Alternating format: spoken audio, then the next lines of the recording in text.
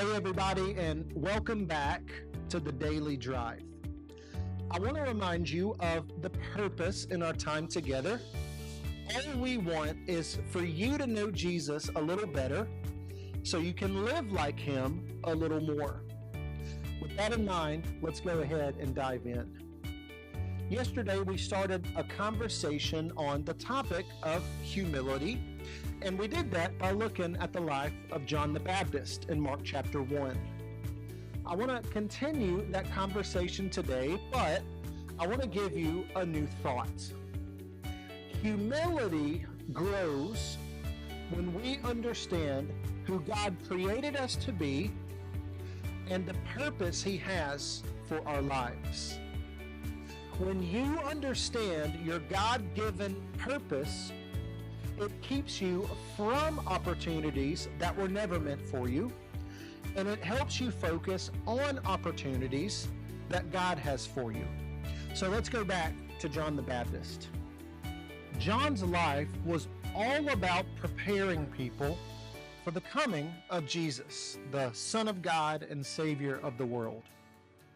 At some point, though, the people began asking John if he was the Son of God and if he was the Savior of the world.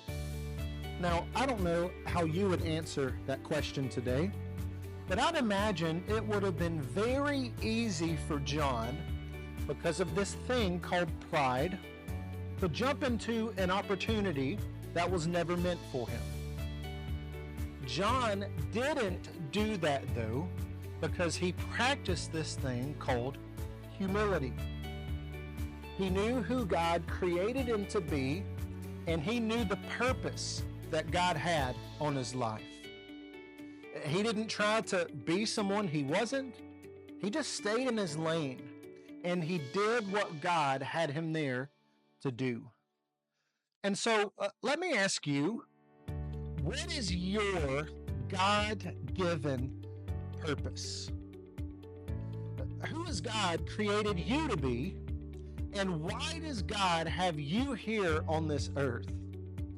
Listen, your answer to that question will show you what opportunities to say yes or no to in 2025.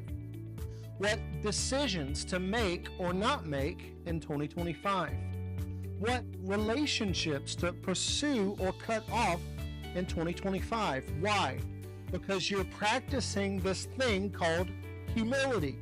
You know who God has created you to be, and you know why God has you here on this earth. And so if you're wondering what your God-given purpose is, let me give you 3 questions to think about today. First, where are you gifted?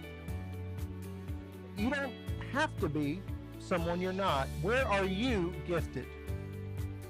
When people compliment your strengths, what strengths are they complimenting? When people say, hey, you're really good at this, what is this? Our gifts and purpose often go hand in hand, and if you can find your gifts, you'll find your God-given purpose. Second, what are you passionate about? What lights you up? What gets you going? What cause could get you out of bed every day and get you excited to devote your life to? What are you passionate about? Our passions and our giftedness often go hand in hand, and if you can find your passions, you can find your purpose. Lastly, what experiences do you have that God can use? If I'm honest, there's experiences I've had in my life that I thought God could never use. But we serve a God who takes our experiences, who redeems our experiences, and who uses our experiences, both the good and the bad, to make an impact in the lives of people.